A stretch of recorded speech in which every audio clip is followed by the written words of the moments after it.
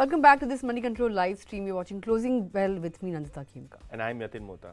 Well, the market started on a subdued note, given the fact that we had fairly weak global cues this morning, and then we also had the policy policy announcement at 10 a.m. Of course, it was a no surprises status quo policy, the last one before the elections, and the RBI has stuck to the script. Although there was expectations of an upside revision in growth forecast, but that didn't happen. But the street really took it in its stride, and the inflation forecast has also been kept unchanged.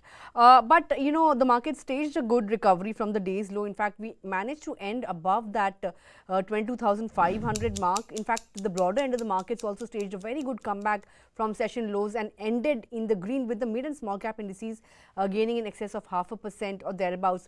Although the India VIX did see some bit of an uptick, 1% up, and the market breadth, however, was in favor of gainers. Realty, FMCG and banks were among the sectoral gainers today, but IT and autos were among the laggards.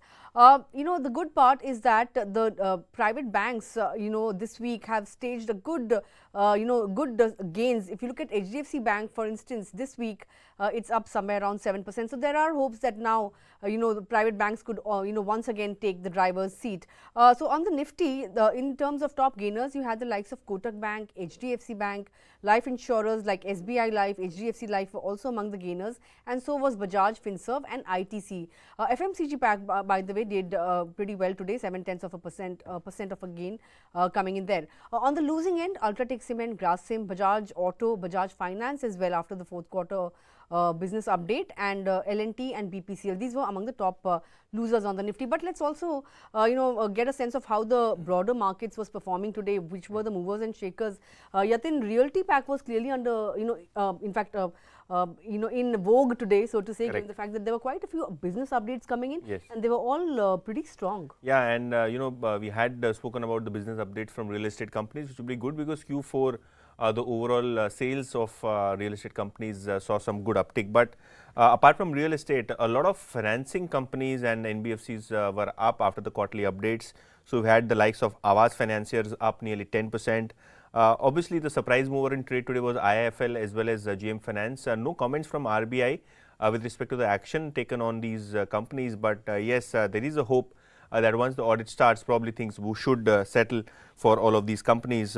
Apart from that, infrastructure names like NBCC, NCC, those names gained anywhere between 7 to 10%. IRB Infrastructure gained 6.5%. Losing side, we had stocks like Birlasoft moving down by 4%, Intellect 3% down. Linde India, and there was a report mentioning that SEBI is looking at inter-party transactions in Linde India with Linde PLC. So, there was some negative reaction as far as that news report is concerned. But overall, it was a healthy day for the mid-caps, wherein the advance decline ratio was nearly 3:2.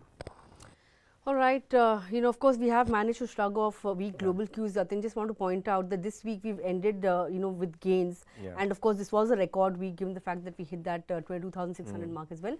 But just want to point out that Dow, on the other hand, the US indices, they're all down between 1 to 3%. Yeah. In fact, Nandita, yesterday, Dow intraday, the Dow opened nearly 300 points up, but ended, I think 400-500 points down. Yeah, it so was the worst day in over a yeah, year. yeah. So from the days high also a big correction coming in for Dow, and obviously as Nandita is mentioning that it has been a weak global week because in general US equities have been slightly underperforming global markets. Yeah, and of course, a lot of these commentary around interest rate cut trajectory is also being digested by the market. But let's take a look at the stocks that are on our radar this afternoon, starting with Marico. It came out with its business update today, good business update, given the fact that Dabur yesterday came out with a pretty weakish update to which the stock had reacted yesterday. But today, Marico was up somewhere around 3%, reported positive revenue growth after 3 quarters. In fact, it expects top line to outperform volumes. International business has reverted to double-digit growth, of course, led by revival in Bangladesh from local headwinds, and other markets also sustaining the positive momentum. Domestic business posted a slight uptick in volume growth on a quarter-on-quarter basis, but the company expects domestic revenue growth to outpace volume growth, and it also expects strong gross margin expansion on a YOY basis. Prices of key raw materials like edible oil have remained pretty stable, but copra prices have moved up in line with expectations. The company has also said that it will continue to diversify its portfolio through accelerated scale up of foods as well as digital first brands, and it is hopeful of double-digit operating profit, low double-digit operating profit as well, led by healthy expansion in the EBITDA margins as well. And of course, the most important part is that the company has said it is on track to deliver on the margin guidance for the full year. If you look at the stock, of course, FMCG stocks have been underperformers. So on a YTD basis, the stock is down somewhere around 6% or thereabouts. But today it saw a good 3% up move. And on the other hand, as I was mentioning yesterday, DMart came up with a good a business update, 20% growth in revenues, and Dabur on the other hand said that top line growth was weighed down by sluggish demand despite a pickup in rural areas in the fourth quarter. So till now, of course, DMart and Marico have given good updates, but Dabur has given some bit of a weak update. So we'll have to see. Till now, it's been a little mixed. Yeah. Let's see how the other FMCG companies come out with their business updates. That was my first talk, Yatin. Correct. And I was speaking to Mangalam Malo, and he tracks FMCG like nobody else on the street. He was saying that probably in the end of Q1, Q2 start, we'll have rainfalls. Probably that will also lead to some bit of rural pickup, which is still lagging in most of these companies. So let's see, as Nandita was mentioning, so far mixed, but we'll wait for more updates from the FMCG sector. Moving away from FMCG to banking, Bandhan Bank gave out a strong quarterly update. Obviously, the stock was under pressure, but Nomura has given a buy call on Bandhan Bank with a target of 275. They see that the pre-Q4 update has been sharp in growth uptake. MFI collection, which is the microfinance business collections, have been strong. In fact, the deposit growth also is strong at 25% year on year in terms of the growth, and the CASA is also strong at 18% QOQ, showing good stability. In fact, Nomura believes that the kind of re-rating which is possible in Bandhan Bank should drive the returns for investors. In the past 1 or 2 weeks, obviously the stock has seen bounce and recovery from the recent lows. Today also opened 3-4% gap up, but there was some bit of profit taking in the stock. However, brokerages like Jefferies, Nomura do believe that there could be some good upside in the stock of Bandhan Bank purely on the basis of valuation and the uptick that we have seen in the business for Q4. Well, that was about Bandhan Bank. I think over the last few quarters, numbers weren't all that great, if I'm not mistaken. But as Yatin mentioned, purely from a valuation perspective, looks like there is more upside on the stock. But the other stock on my list is, one of the largest NBFCs, Bajaj Finance. It came out with its Q4 update yesterday. In terms of AUM growth, a good 34% uptick on a YY basis. But if you look at the growth in customer base, that was also healthy. However, the growth in new loans, that was a big miss, because it grew at 4%, and in the last quarter it had grown 26%. Obviously, the company has faced regulatory action. 2 of its products, faced RBI action, Ecom and Instacard, and the impact of that has been clearly felt.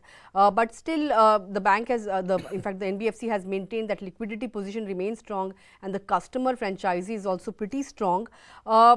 Jefferies has come out with a buy rating. Target price is at 9,400.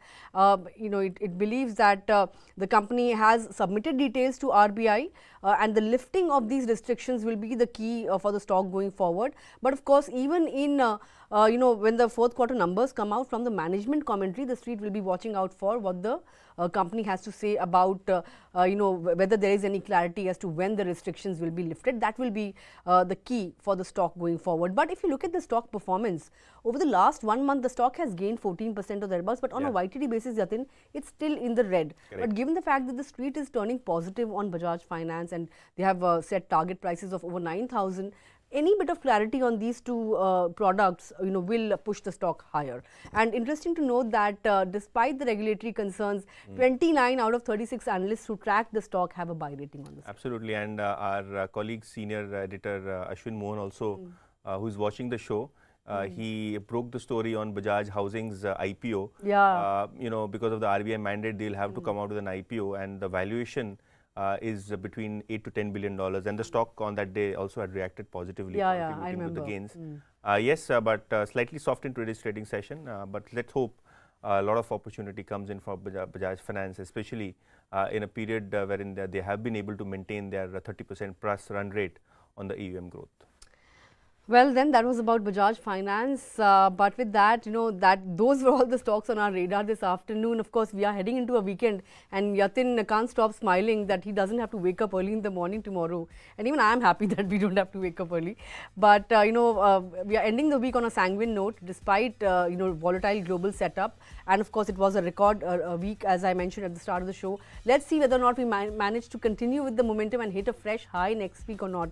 That's something that we'll discover next week itself, which, by the way, is a truncated week. Correct. Because Thursday is a market off. But with that, completely timed out on this edition of Closing Bell. Me and Yatin can't wait to get out of the studio. You guys have a great evening and a great weekend. But come back and join us on Monday morning. So for now, goodbye. Have a good evening.